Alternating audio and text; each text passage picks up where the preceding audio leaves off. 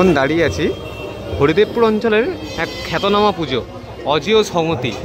এবারে ওনাদের theme সর্বং সহা, theme শিল্পী অমর সরকার। চলুন আপনাদের ভিতরটা একটু ঘুরে দেখাই।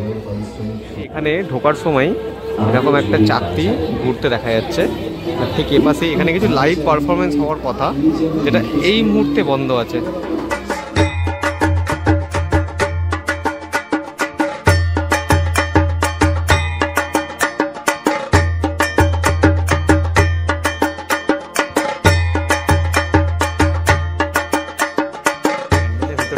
যেটা এইরকম কাঠ দিয়ে মেনলি কাজটা করা হয়েছে, ওপরে টিন দেখা যাচ্ছে। চলুন সামনের দিকটা আপনারা নিয়ে যাই। এই যে এইখানে যেটা দেখা যাচ্ছে, একজন মহিলা তার শিশুকে নিয়ে পিঠে একটা বস্তা, মানে সে সংসারের কাজও করছে, আর সামনে দুটো স্ক্রিন আছে, এপাশে একটা আর এপাশে একটা, দুটোতে কিন্তু প্রজেকশান চলছে। দেয়ালটা যদি খেয়াল করি, এখানে কিন্তু প্রত্যেকটা মহিলা কীভাবে দৈনন্দিন জীবনে কাজে কর্মে মেতে উঠেছেন সেগুলোই দেখানো হয়েছে।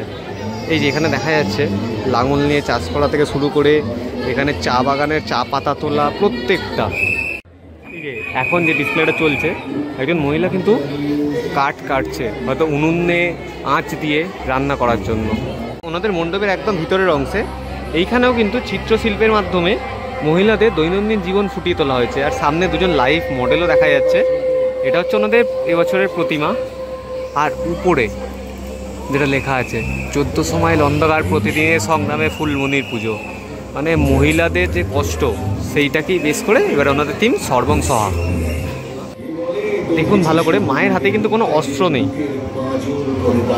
মায়ের মুখটা কি সুন্দর, আর পুরো প্যান্ডেলটা কিছুটা এই রকম।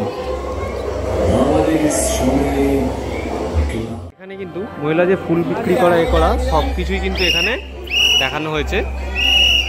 সামনে প্রতিমাটা দেখতে পাচ্ছেন, অসাধারণ একটা প্রতিমা, অমর সরকারের এক সুন্দর সৃষ্টি। মন্দিরটা আপনাদের ঘুরে দেখালাম, চলুন বাইরের দিকটা দেখাই।